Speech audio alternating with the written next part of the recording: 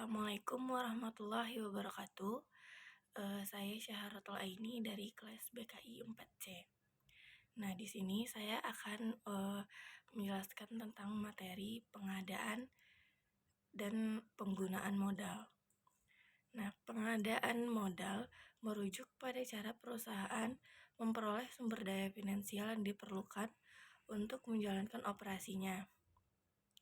Ini bisa dilakukan melalui berbagai cara, seperti pinjaman bank, penjualan saham, atau pendapatan internal.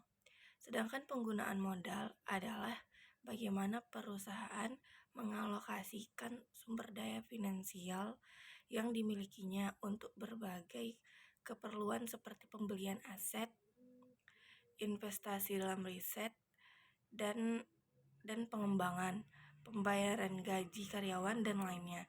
Nah, tujuan utamanya adalah untuk meningkatkan nilai perusahaan dan menghasilkan keuntungan bagi pemegang saham. Nah, di sini juga modal ini merujuk pada sumber daya finansial yang dimiliki atau diperoleh oleh suatu entitas seperti perusahaan atau individu untuk menjalankan kegiatan ekonomi.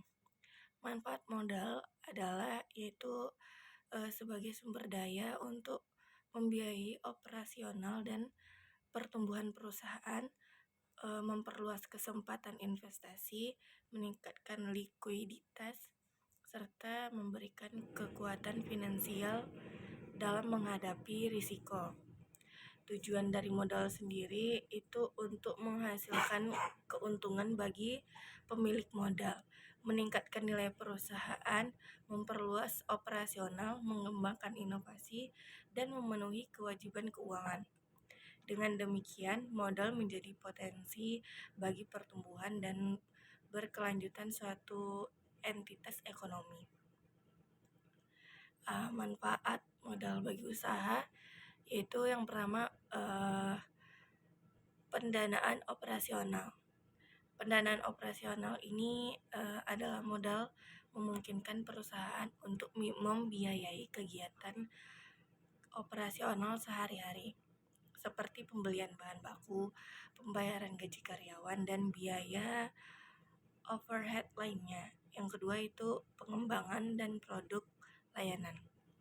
Modal ini memungkinkan perusahaan untuk mengembangkan produk dan layanan baru, meningkatkan kualitas produk yang ada, serta melakukan inovasi untuk memenuhi kebutuhan pelanggan dan memperluas pangsa pasar. Yang ketiga itu ekspansi usaha, di mana ekspansi usaha ini modal dapat digunakan untuk memperluas operasi perusahaan baik secara geografis maupun melalui diversifikasi produk atau layanan, sehingga meningkatkan pendapatan dan keuntungan. Yang keempat yaitu investasi dalam teknologi. Modal memungkinkan perusahaan untuk berinvestasi dalam teknologi baru dan infrastruktur yang diperlukan untuk meningkatkan efisiensi operasional dan daya asing. Yang kelima yaitu mengatasi krisis keuangan. Modal yang cukup dapat memberikan perlindungan terhadap risiko keuangan dan membantu perusahaan untuk mengatasi krisis keuangan yang mungkin terjadi. Yang keenam yaitu keunggulan dalam bersaing. Dengan modal yang memadai, perusahaan dapat memiliki daya tahan yang lebih baik terhadap persaingan, baik dalam harga, kualitas, maupun pelayanan. Nah, secara keseluruhan, modal adalah faktor kunci dalam memungkinkan pertumbuhan, berkelanjutan, dan keberhasilan usaha dalam jangka waktu yang panjang. Nah, selanjutnya yaitu saya akan membahas materi tentang analisis peluang pasar.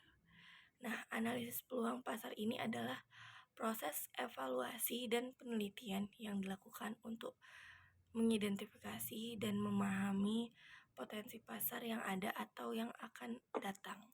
Tujuannya itu adalah untuk mengidentifikasi peluang bisnis yang dapat dimanfaatkan oleh perusahaan untuk meraih pertumbuhan dan keberhasilan. Nah, ada juga beberapa langkah dalam melakukan analisis peluang pasar. Yang pertama itu identifikasi segmen pasar. Itu adalah langkah pertama adalah mengidentifikasi segmen pasar yang potensial, yaitu kelompok konsumen yang memiliki kebutuhan atau keinginan serupa.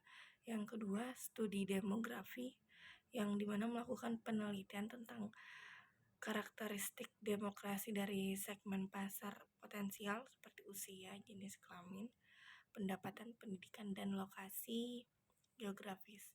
Yang ketiga itu analisis tren, yaitu menganalisis tren pasar yang sedang berlangsung atau yang diprediksi akan terjadi di masa depan, termasuk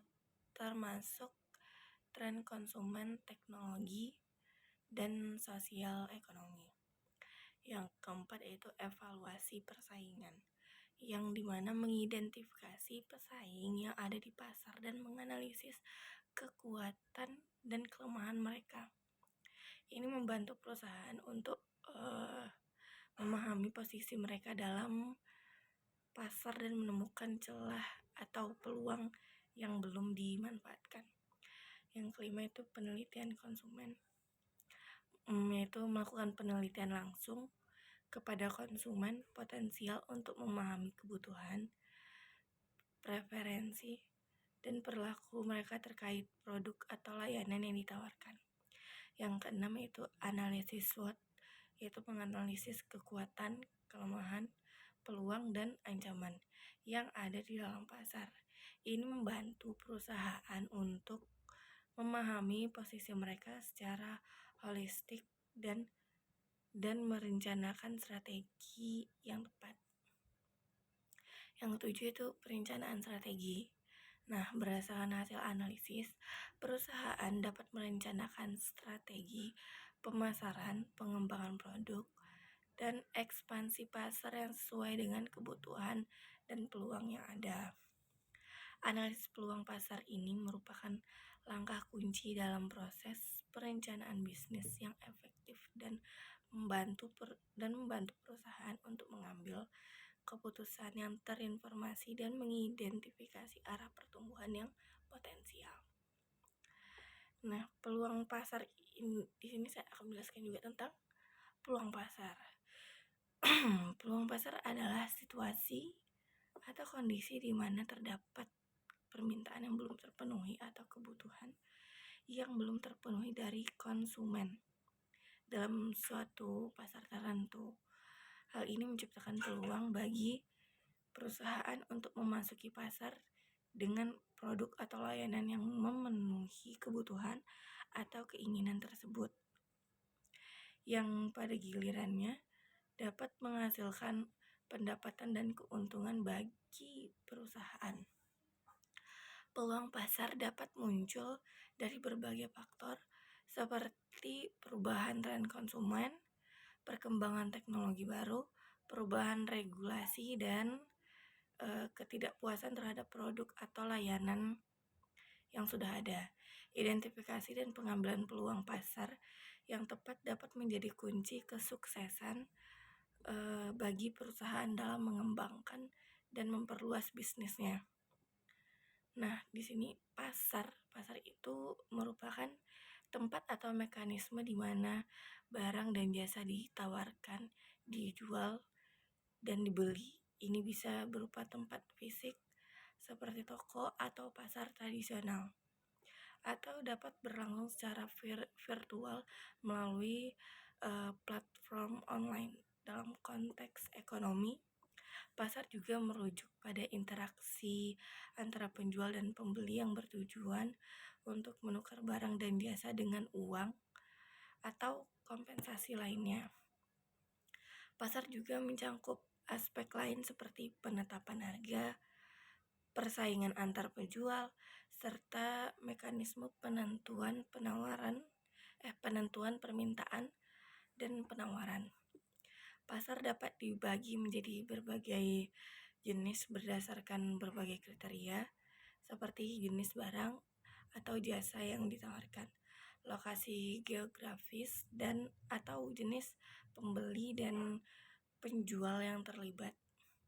Nah, sekian materi yang dapat saya jelaskan menurut saya. Eh, Apabila ada kurang, mohon maaf. Wabillahi taufiq wa hidayah. Wassalamualaikum warahmatullahi wabarakatuh.